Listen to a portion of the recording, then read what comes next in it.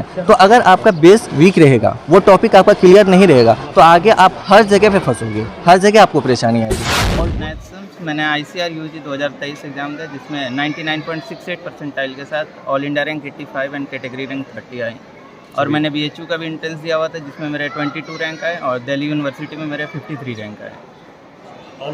All over India all India rank साथ। हमारा MD का रिजल्ट आ गया, हम MD में क्वालिफाई कर गए, तो दो खुशी जो है, मतलब कल कहे अभी भी बोलते बोलते रोंगटा खड़ा हो जाता है हमारा कि इतना बच्चा क्या जो खुशी देता है। तो ये लगता है कि जीवन में कुछ जो है बच्चे अच्छा करते हैं तो लगता है कि जीवन में कुछ कार्य अच्छा हो रहा है हम लोग के स्कूल के सभी शिक्षक के मेहनत से। गोड्डा के ज्ञान स्थली स्कूल से पास आउट दो भाइयों ने कृषि और मेडिकल क्षेत्र में परचम लहराया है। बता दें कि आज दोनों छात्रों को ज्ञान स्थली स्कूल में शिक्षकों द्वारा असेंबली में मोमेंटो देकर सम्मानित किया गया। आपको बता दें कि कृषि के क्षेत्र में परचम लहराने वाले छात्र जुनैद एवं मेडिकल क्षेत्र में परचम लहराने वाले छात्र सरफराज दोनों ज्ञान स्थली के छात्र रह चुके हैं। ये फीलिंग अलग है सर, इसके बारे में क्या कहा जाए, क्योंकि एक हम लोग जहाँ से निकले हैं, ऊपर से जब 2012 था उस टाइम का गोड्डा बहुत पीछे था। उस टाइम में ज्ञान स्थली स्कूल पे यकीन करके आज जहाँ पे हम पहुँचे हैं, टफ था हमारे लिए, क्योंकि जब 11th इंट्रेंस हमने अलीगढ़ में दिया, वहाँ का बच्चों को हमने देखा, तैयारी किया था हमने कोचिंग का जाके, तो मुझे लगा कि इस बीच में मुझे भी कम्पीट करना है, क्या मैं उस लायक हूँ। लेकिन जब मैंने एग्ज़ाम दिया वहाँ पे तो 80 में 79 मार्क्स था मेरा। फिजिक्स केमिस्ट्री मैथ्स में टोटल 80 मार्क्स का होता था, उसमें से मेरा 79 मार्क्स था। फिर मैंने जामिया में भी क्वालिफाई किया। वहाँ से जो मेरा कॉन्फिडेंस आया फिर वो बढ़ता चला गया, और हमने जितना भी हुआ अपनी तरफ से हमने बहुत अच्छे से कोशिश किया, और आज फाइनली कल को रिजल्ट आया, मैं MD कोलकाता से अलॉट हुआ है। एकेडमिक इन्वायरमेंट आपको यहीं से मिला? बहुत मायने रखते हैं, क्योंकि अगर एकेडमिक सही होगा तभी आप आगे जाके कुछ अच्छे कर पाएंगे, क्योंकि जो बेस होता है ना वो इनिशियल स्टेज में उसी का फर्दर इलेबोरेशन है। आगे का जो पढ़ाई है, जो भी पढ़ाई है, वो इसी का इलेबोरेशन है, ठीक है ना। 10th तक में जितना कुछ हमने पढ़ा, 11th में बस उसका एक्सटेंशन वर्जन है। तो अगर आपका बेस वीक रहेगा, वो टॉपिक आपका क्लियर नहीं रहेगा, तो आगे आप हर जगह पे फंसोगे। नागरिक और जिम्मेदार पद पे हैं, तो क्या लगता है कि कितना महत्वपूर्ण होता है किन्हीं का डायरेक्शन? बिल्कुल, ये बात बिल्कुल सही कह रहे हैं कि पढ़ाई सिर्फ मैटर नहीं करता है, पढ़ाई के साथ साथ एक गाइडेंस बहुत ज़रूरी है कि आप जो कर रहे हैं आपको इसके साथ साथ क्या चीज़ चाहिए, क्योंकि डिसिप्लिन मेन वर्ड मैं यूज़ कर रहा हूँ। डिसिप्लिन जो मिला मुझे ज्ञान स्थली से मिला। चलिए पढ़ाई तो आदमी कहीं भी कर लेते, लेकिन एक अच्छा इंसान बनकर अपने जगह पे, क्योंकि डिसिप्लिन एक ऐसा चीज़ है ना, अब जहाँ पर भी जाइए उस चीज़ की ज़रूरत है। आप कितना बड़ा पदाधिकारी बन जाए, कितना बड़ा डॉक्टर बन जाए, लेकिन आपको डिसिप्लिन ही आगे है जो इज्जत देगा हर कोई देगा समाज में।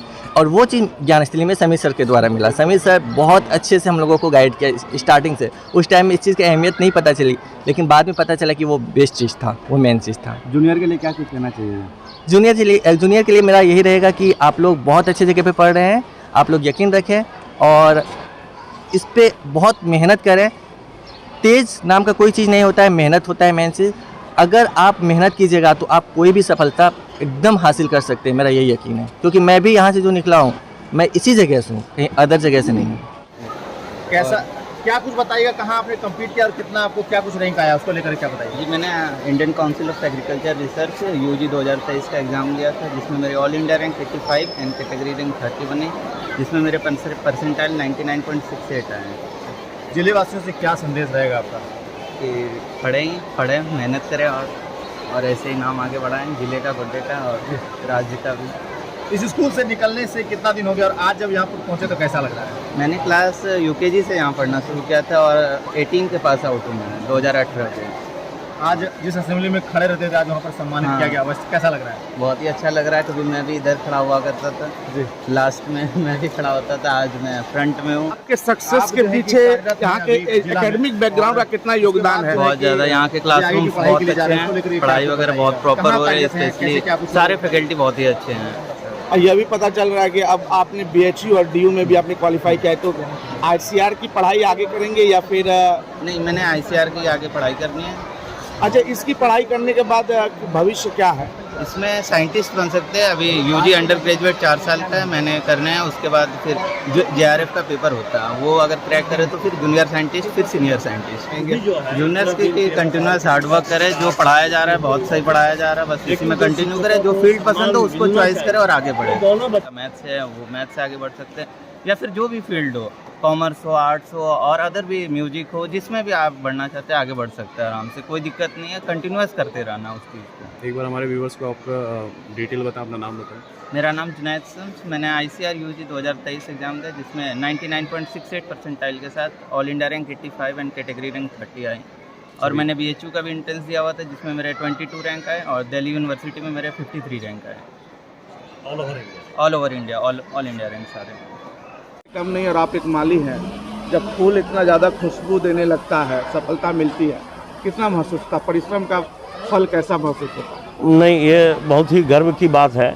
लेकिन हम इन दोनों बच्चे की खास करके हम बोलना चाहेंगे कि सबसे पहले हम इनके माता पिता को धन्यवाद देना चाहेंगे, क्योंकि यह जो संस्कार है दोनों बच्चे का, वह निश्चित रूप से घर से आता है और उसमें संस्कार के नाम पर जो है निश्चित रूप से दोनों भाई में कूट कूट के भरा हुआ है, ये हम जरूर कहेंगे।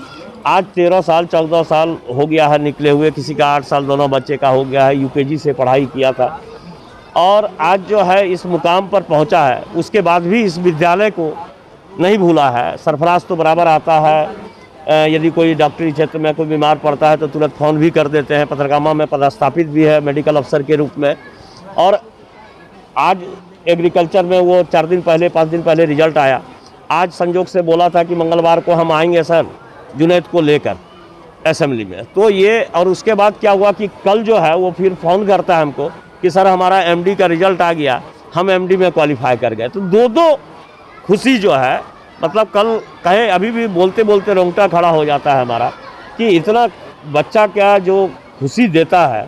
तो ये लगता है कि जीवन में कुछ जो है बच्चे अच्छा करते हैं तो लगता है कि जीवन में कुछ कार्य अच्छा हो रहा है। हम लोग के स्कूल के सभी शिक्षक के मेहनत से, निश्चित रूप से सभी शिक्षकों का योगदान है और काफ़ी हमारे यहाँ के शिक्षक मेहनत करते हैं।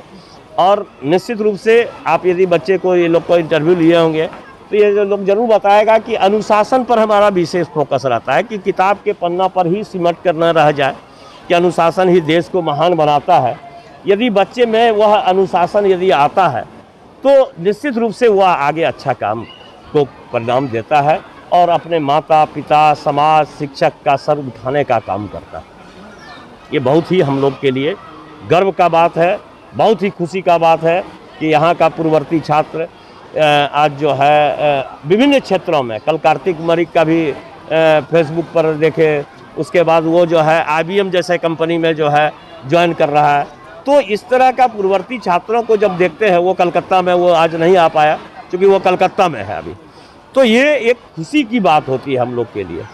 बहुत सारी बच्चियां भी है जो मेडिकल के क्षेत्र में या बैंकिंग के क्षेत्र में, 2 बहन पढ़ी थी, यहीं बिजली ऑफिस में रहती थी, रश्मि, तो रश्मि और उसकी बहन, दोनों बहन जो है बैंक के PO के पदस्थापित हैं। फ़ोन करके बोलती है, वो मैसेज पहले फ़ोन, क्योंकि पूर्ववर्ती छात्र जो है अनुशासन या जो भी कहिए हमसे एक भय बना हुआ है, तो जल्दी साहस नहीं कर पाता है वो आमने सामने आके। वो अनुशासन है, डर आदमी और जानवर में यही अंतर है, वो अनुशासन है, उसको मेंटेन करता है। ये बहुत खुशी की बात है और बहुत ही गर्व की बात है हम लोगों के लिए।